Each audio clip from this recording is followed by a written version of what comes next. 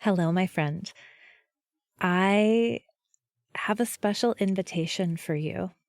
I have a new, potent, concentrated group coaching program called Crucible.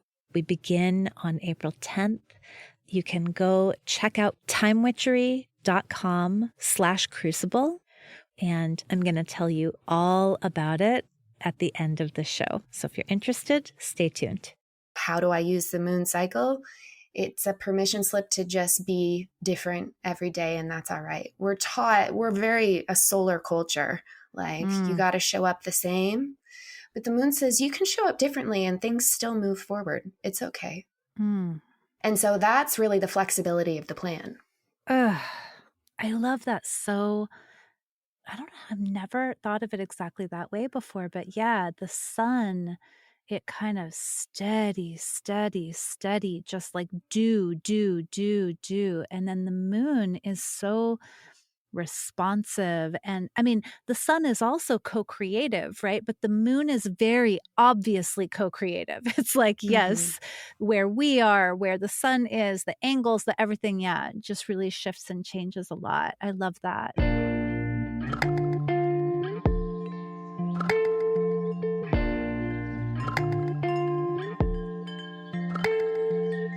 Welcome to Mind Witchery. I'm your host, Natalie Miller, and I'm so glad you're here. Hello, my friend. Are you ready for a little something new? I'm really excited. I've been wanting to do this for a really, really long time. So if you have been a Mind Witchery listener, you've heard me do episodes for the new moons, and you've heard me do episodes for the full moons. And what I've always wanted to do, and is finally happening now, is an episode that looks at a particular lunar cycle. So from a new moon that happens, and then the full moon that happens 2 weeks later, looking at the whole cycle at once and doing it with an astrologer that I know will bring us some interesting and evocative perspective. And so my very first astrologer guest is the fabulous, brilliant Claire Gallagher, author of Body Astrology, and someone who brings such a different perspective, I find, to how we can relate to the heavenly bodies encircling us. So Claire, hi, I'm so happy you're here. Hello, I'm delighted to be here. Thank you, Natalie. Oh my gosh. Okay.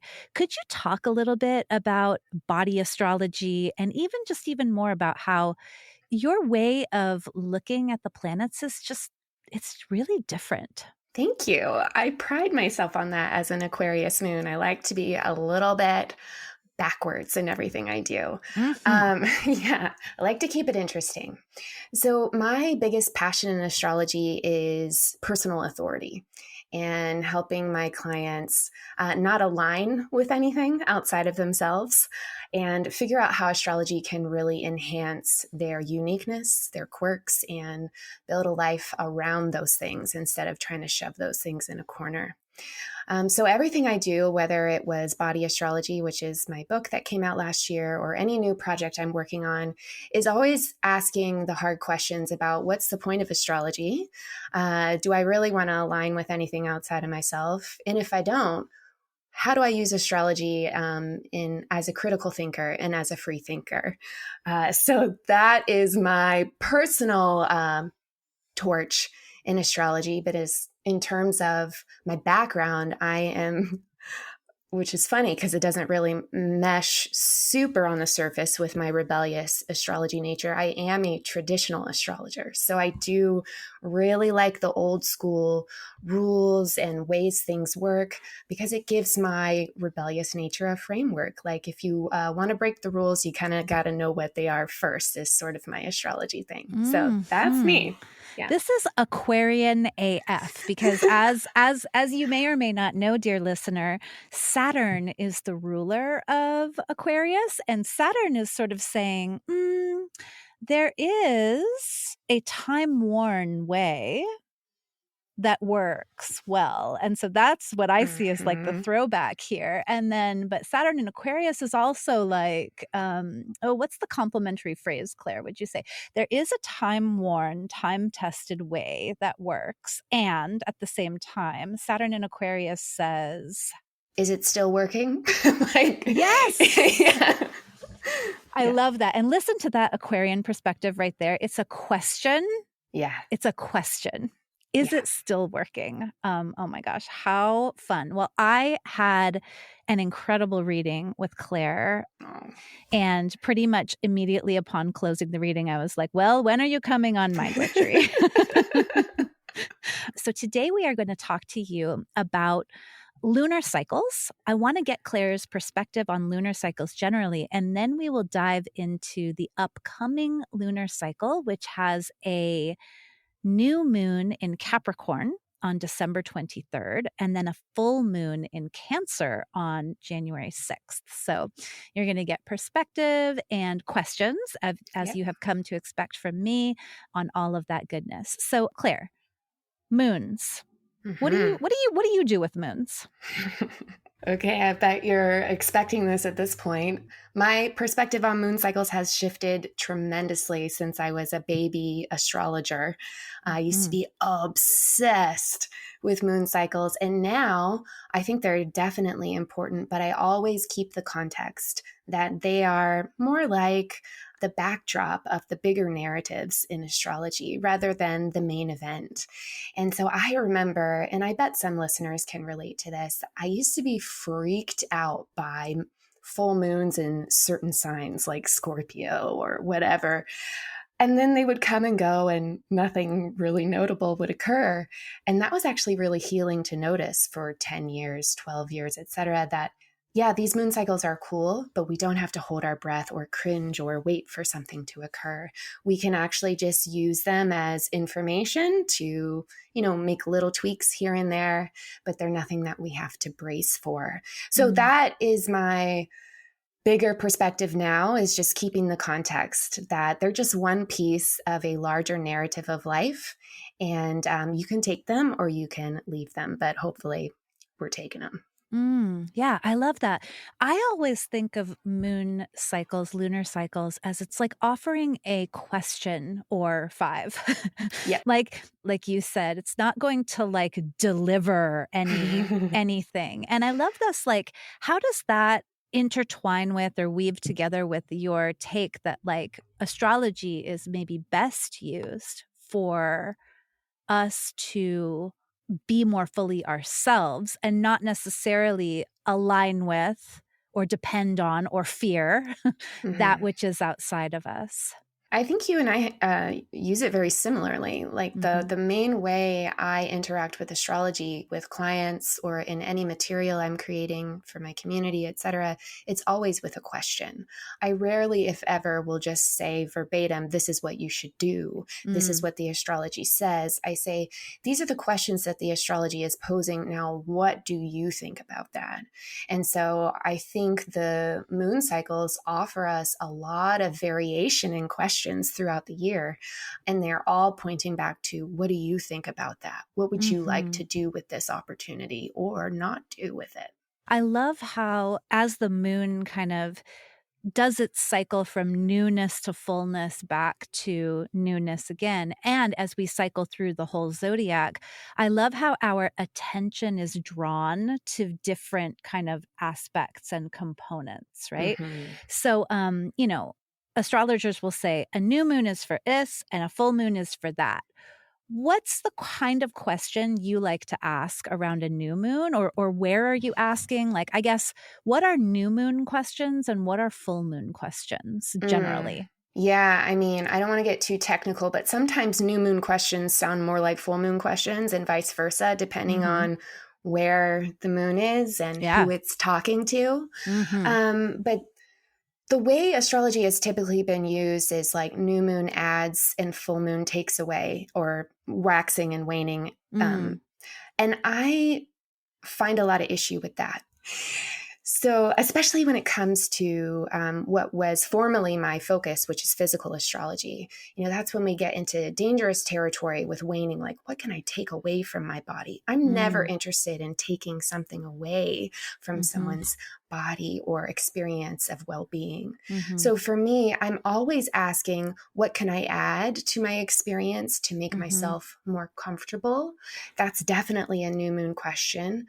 But then the full moon, we might tweak it to be like, what can I add to my life that might look like a removal that's still going to add comfort? Like, what can I remove that will add something beneficial? So to me, I look at both as something that can enhance our quality of life. There's just a small tweak maybe in the languaging with the question. Hopefully that makes sense. It totally makes sense. It totally makes sense. I love that reframing of removing in order to add. I think that's so good. And so like, let's think up an example of that. Like, what does it look like when we remove in order to add? Like I might, for example, remove a meeting from my team's calendar in order to add more open space so that we can be creative and do what we want to do. Like, we don't need this meeting. What we really need is more time and space. That might be an example.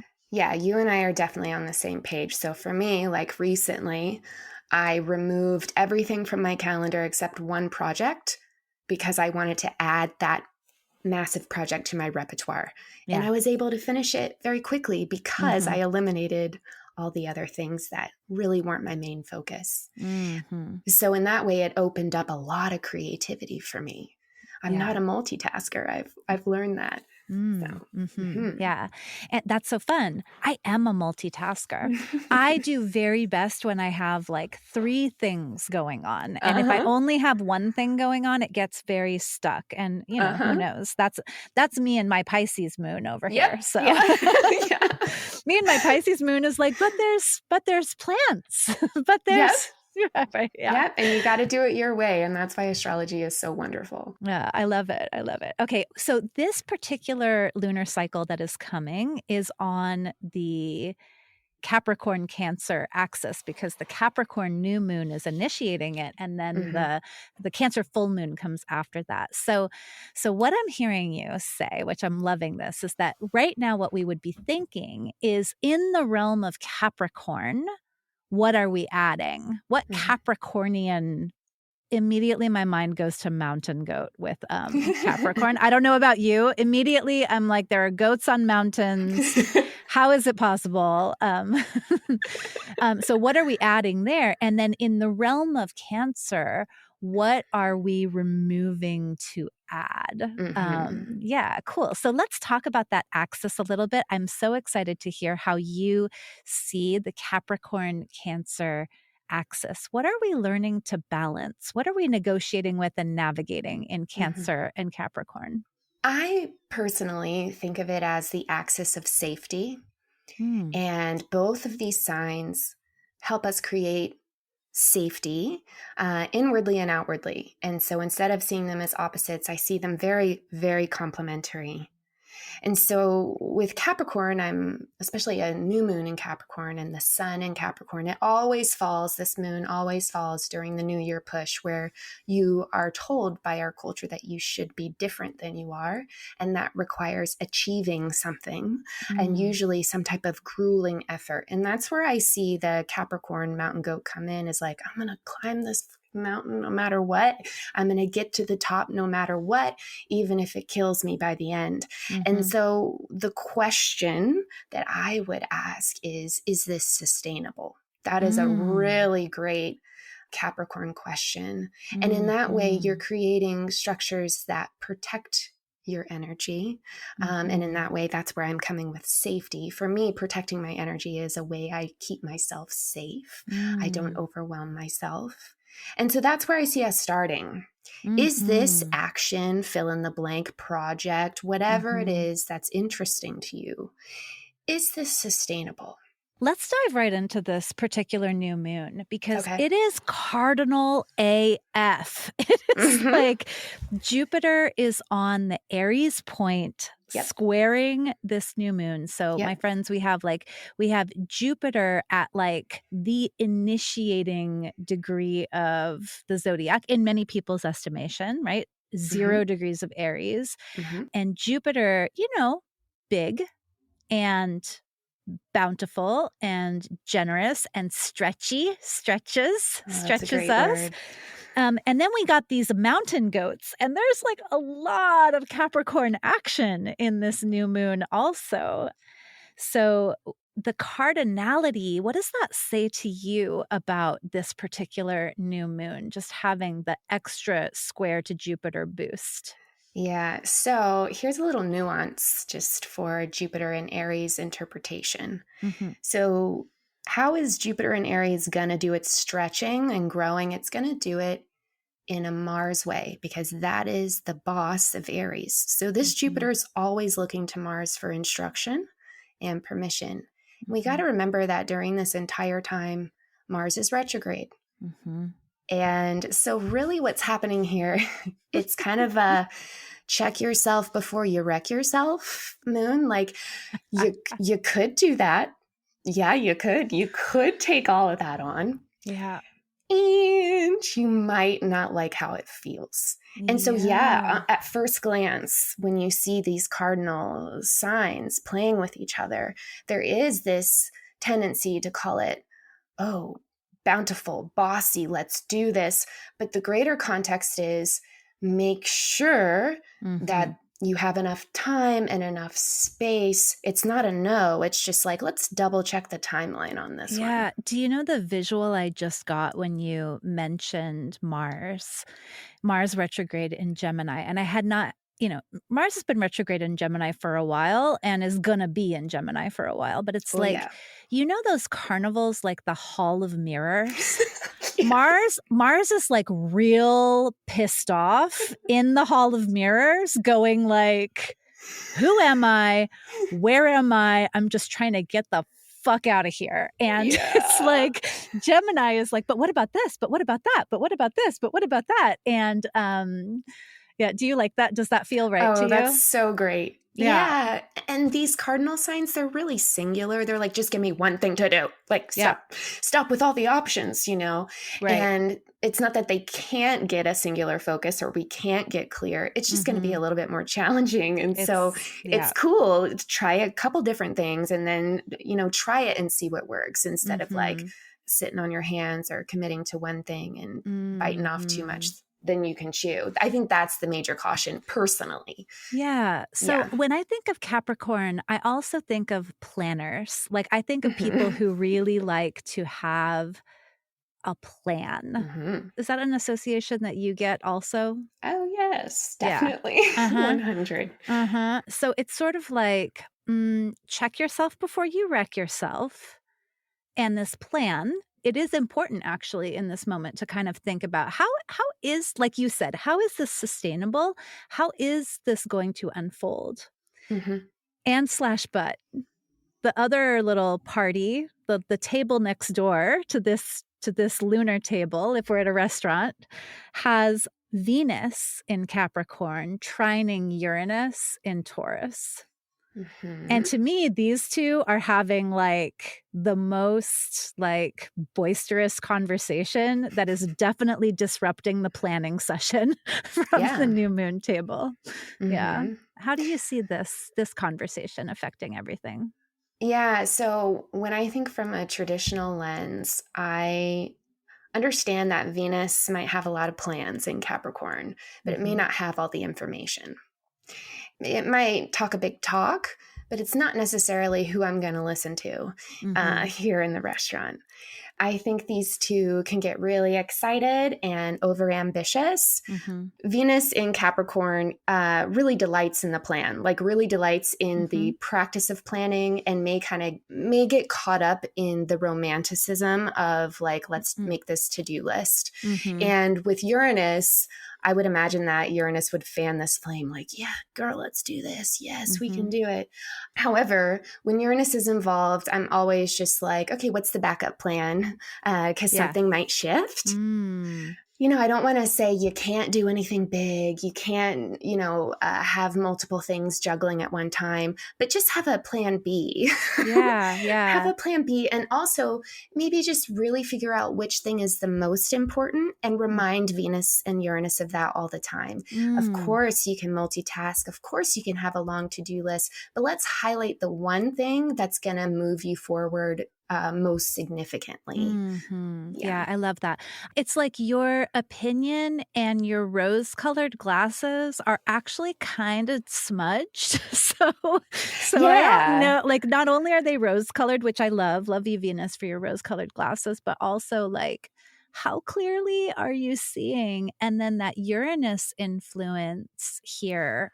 I mean, I will take a Venus trine Uranus over a Saturn square Uranus, which we've been kind of Oh. moving through any day. Mhm. So what do you think, like, what is the role of, change, the unexpected, this Uranian kind of component to the conversation here?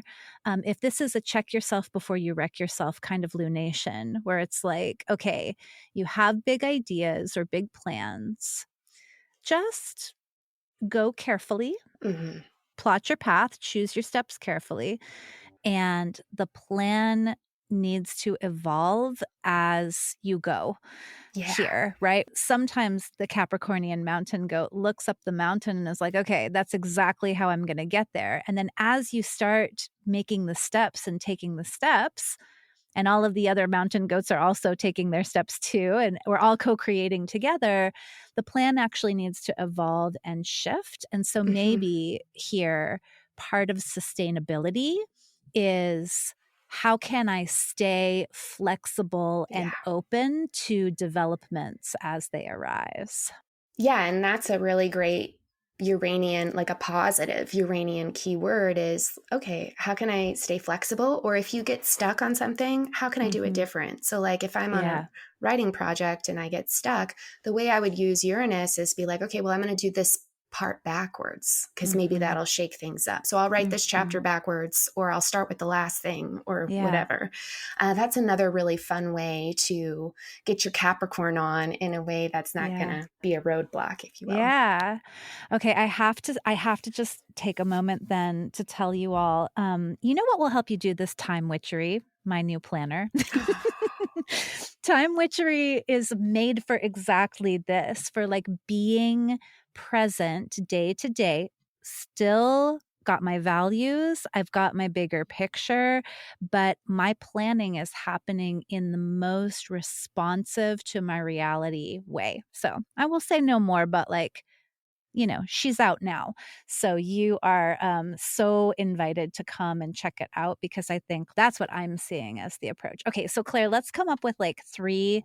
We have them already, but let's maybe like pull them out and forwards. Three great questions to ask ourselves for this. Yeah. Check yourself before you wreck yourself, new moon, which is, I love, I love, I love. Yeah. So for the new moon, is this sustainable? hmm Is this flexible?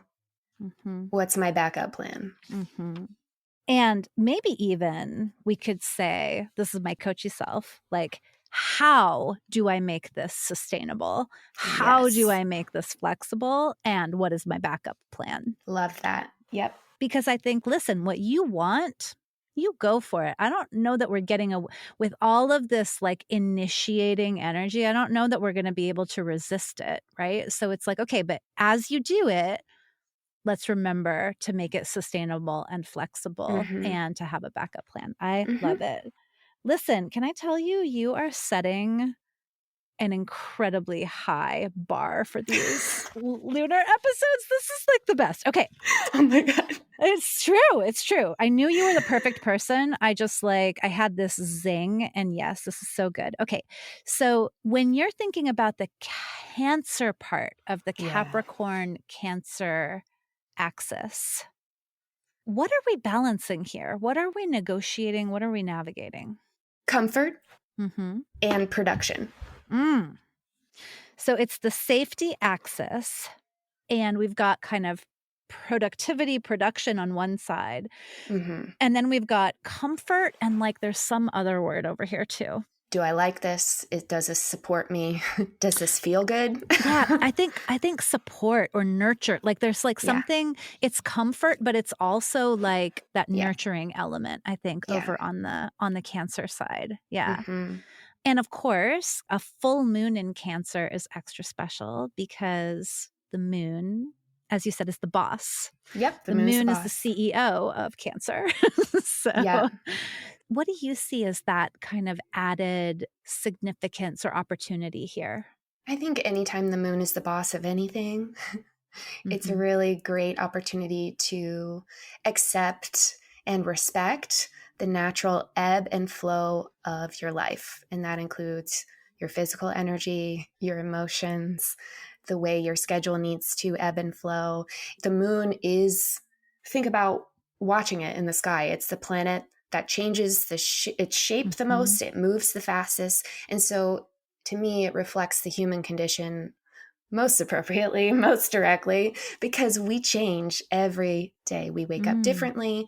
And so I think the moon, and this is another like, how do I use the moon cycle? It's a permission slip to just be different every day, and that's all right. We're taught, we're very a solar culture. Like, you Mm. got to show up the same. But the moon says you can show up differently and things still move forward. It's okay. Mm. And so that's really the flexibility of the plan. Ugh.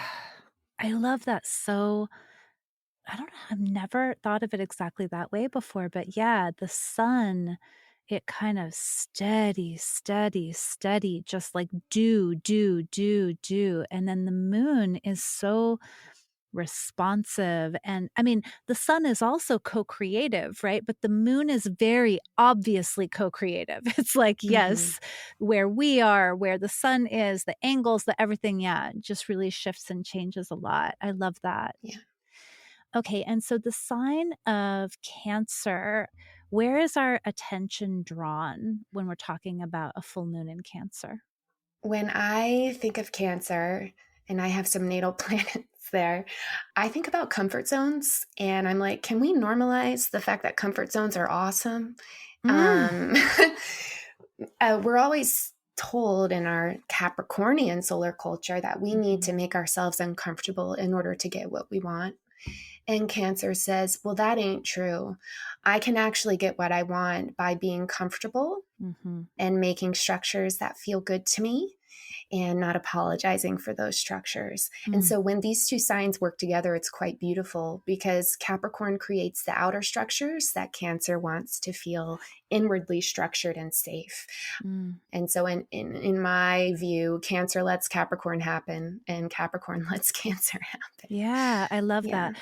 I also love thinking about, if Capricorn is the mountain goat, just like, Hmm. yeah, it's fucking cold out here and who cares? I'm a mountain goat. Like I'm built for I'm this, built right? for Like I'm this. built for this. I'm going to the top. No, it doesn't look like it's possible to do this. And yet here I am doing it, right? Yeah. Cancer as the crab, Hmm. living like its home is its self, right? Hmm. And I love thinking about how a crab moves through the world sideways. Oh, totally. There is not a straight line. Now, there isn't a straight line for the mountain goat either. The mountain Yep. goat has to zigzag, but you Mhm. wouldn't think so from the mountain goat's perspective. Yeah. It's like, nope, that's the straight line up, right? But like the crab very purposefully does not ever go forward. It Hmm. always moves side to side. And so I love this idea of this kind of comfort zone as an expansive place, meaning like it's not a linear goal oriented sort of thing. It's like, what are the routines and the rituals and the surroundings? What's all around me that helps? Not what's up there that I'm headed toward, but what's all around me. Yeah. That's beautiful. Yeah. 100%. Like, how am I going to decorate my crab shell to get this mountain goat from A to B? Yeah. And that's what I mean by Cancer lets Capricorn happen is like, in order for those to get to the top, whatever that is for you, like, there has to be a recharging, there has to be taking care, there has to be sustenance to Mhm. get you from one place to the other. And leaving room for the sideways waddle is something I'm a big fan of as well. Yeah, me too. So this particular lunation, the sun, of course, is in Capricorn and the moon is in Cancer, and the sun is conjoining a Mercury retrograde. And Mhm. we were talking about this before we started recording. I said, I think 2023 starting with this Mercury retrograde is sort of like we are rolling out of bed and we're getting to 2023 whenever we damn well feel like it. We are not in a hurry to get into 2023. So we were vibing on that. Oh, I loved that. Yeah, right. And so in this full moon with Mercury there in Capricorn, bunk bed roommates with the sun, where does your attention go for that? Mhm. Yeah, so when I think about the sun being conjunct any planet, especially this close, I have to remember that the other planet can't see anything because the sun is so bright, Mhm. right? So this lunation, Mercury, it really just, like I said earlier, it doesn't have all of the information right now. No big Mhm. deal. It's cool. It'll happen. But Mhm. right now, maybe we don't know all the facts, all of the details. We can't really see the full picture. And letting that be okay is Mhm. an important part, I think, of this lunar cycle. Yes, 100% agree. It's interesting. Maybe you are conjuring this like oppositionalism in me, this rebellion in me, because I'm also thinking it's like we don't have all the information. And at the same time, there's this kind of like, yeah, but what do you know you need to thrive? Okay, we don't know where we're going and we don't know what's Yep. happening, but we do know that sleep Yep. is really helpful. We do know, you know what? When I lay down on my enormous heating pad, that's my new thing, Claire. I bought one of those Ooh, giant sign me crystal up. mats. Woman, like Oh, it's jeez. amazing. So I like lay this human-sized heating pad out in the ground and I lie down on it and it's like, yeah, that helps. And so at the same time, we don't have all the information. Like, what do you know about Hmm. what you need to thrive?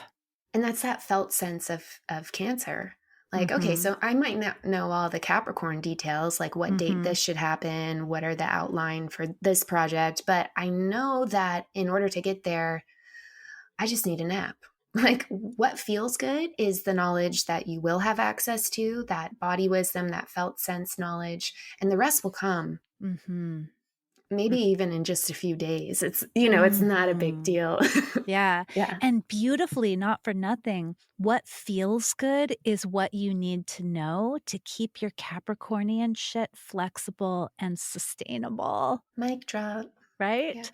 Like, exactly. yeah, yeah. And that's how these axes really work well together, right? It's like a romantic couple and, they're like very different and totally perfect together Yeah. because of their differences. Yeah. Yeah. I I love married in it. opposition to me and it worked out okay. Yes. Yes, I love it. I'm a Pisces moon and my partner is a Virgo moon, and that works Ooh. extremely well. A Virgo sun, Pisces sun marriage over here. Ah, yes. Yes, it's really good. It's That is really good. funny. I love it. Yeah, it's so fun. Okay. All right. So, what are our questions then for this full moon? I love, if you're cool with it, I love that, like, what feels good?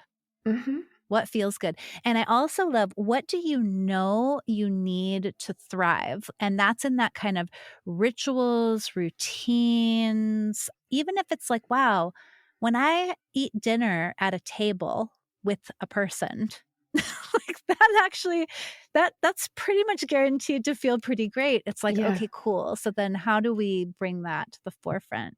Is there Yeah. another question you have in mind for this moon? That's funny. I think you took all the words out of my mouth because my question on my notes over here is Mhm. how can I make this comfy? Mm. What feels good and how can I make this comfy? Yes. And Yeah. thank you so much for pointing out our weird ass aversion to comfort zones.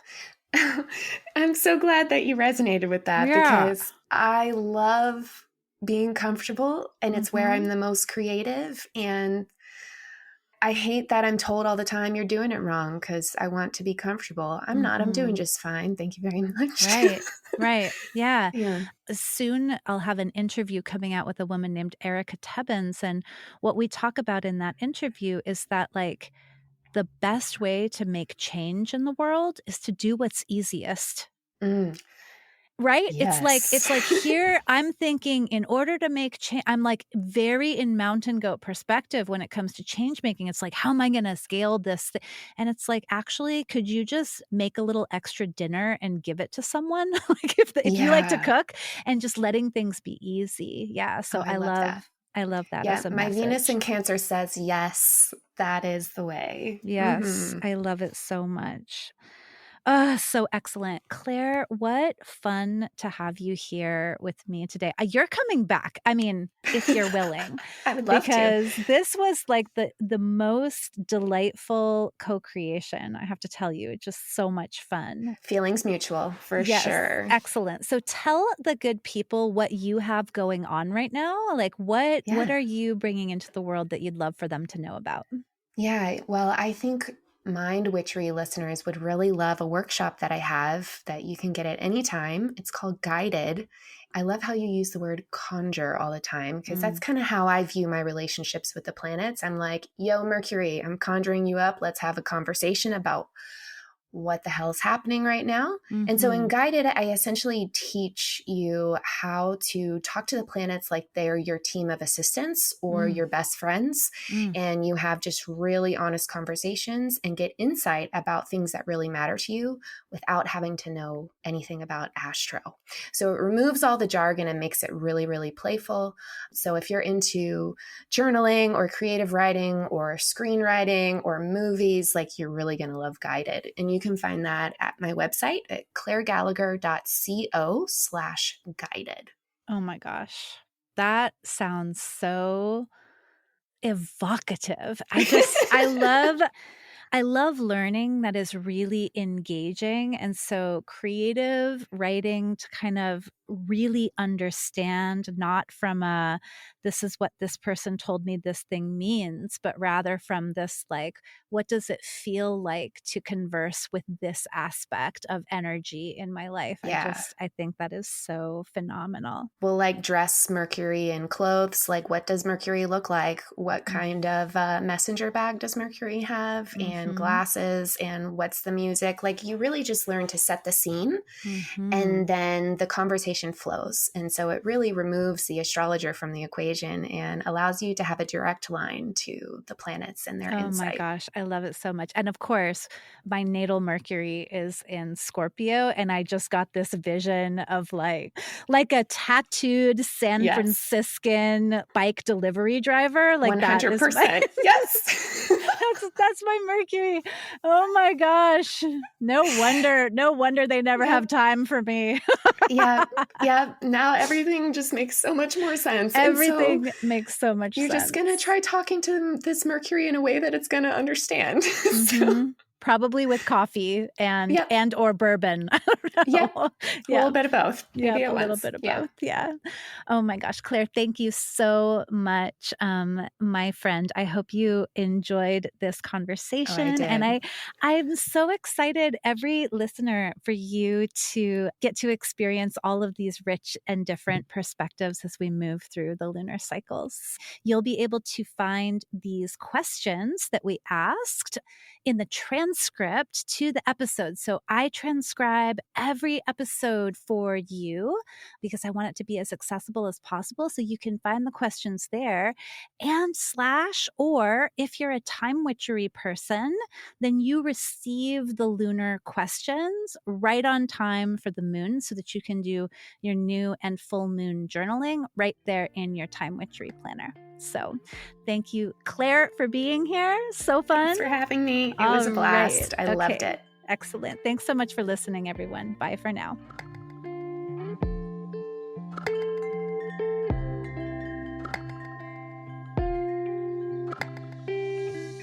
Thank you for listening to this episode of Mind Witchery.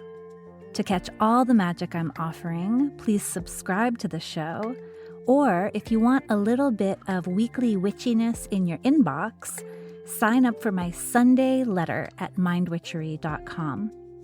If today's episode made you think of a friend or loved one, your sister, your neighbor, please tell them about it. We need more magic makers in this troubled world. Like all good things, this podcast is co-created by stellar people. Our music is by fabulous DJ, artist, and producer Shammy D. Our gorgeous art is by the sorcerers at New Moon Creative. Mind Witchery is produced in conjunction with Particulate Media, K.O. Myers, executive producer. And I am Natalie Miller. Till next time. Hello. As promised, here is a little bit of info about my new group coaching program called Crucible. You know what a crucible is. A crucible is a container in which transformation occurs. It's a strong container, basically like where you melt down metals so that you can make new things. You can make alloys. And my program is called Crucible because it is designed to give you a space where you can summon the courage, the inspiration, the momentum that you need to finally take action on, to finally manifest that thing that you have been wanting to do. And what is that thing? I don't know. That thing might be a new offer if you are an entrepreneur. That thing might be the idea for the book that's been swirling around in your head. It might be an outline for that book. It might be a whole short story. That thing might be a job description for the assistant that you've been wanting to hire. That thing might be your own podcast. Whatever that thing is that you keep thinking, oh, someday I'd really love to make this happen. Crucible says, let's do it now and let's do it together. So Crucible offers 7 weeks of group coaching. Crucible offers insight into how it is exactly that I take an idea and make it real. Right? Now, this is not about me kind of imposing my method onto you, but it is about sparking your own creativity and insisting on a self-honoring way of creating. Yeah? Crucible is about community with other people who are also making it happen. And I cannot even begin to put into words how valuable that is. How much of a difference it makes to be surrounded by other people who are expanding and growing into what's next. Crucible is in large measure about helping you to claim the time and energy that you need to create what's next. And so we'll use my anti-planner, Time Witchery, to do that. We will use co-working sessions that are hosted by Flow Club. I'm very excited about that part in particular. So Crucible is not assuming that you have the willpower and courage and time and energy to make this thing happen. In fact, Crucible says, oh yeah, let's give you a place to generate that, to generate all that you need in order to manifest what it is that you want next. So you are invited. You can go check out Crucible at timewitchery.com/crucible. We begin on April 10th. We go through April and most of May, and then we get to take off for the summer having finally taken action on that thing that you've been toying with, flirting with, wondering about, dreaming about for so long. So again, more details at timewitchery.com/crucible. I super hope you will meet me inside.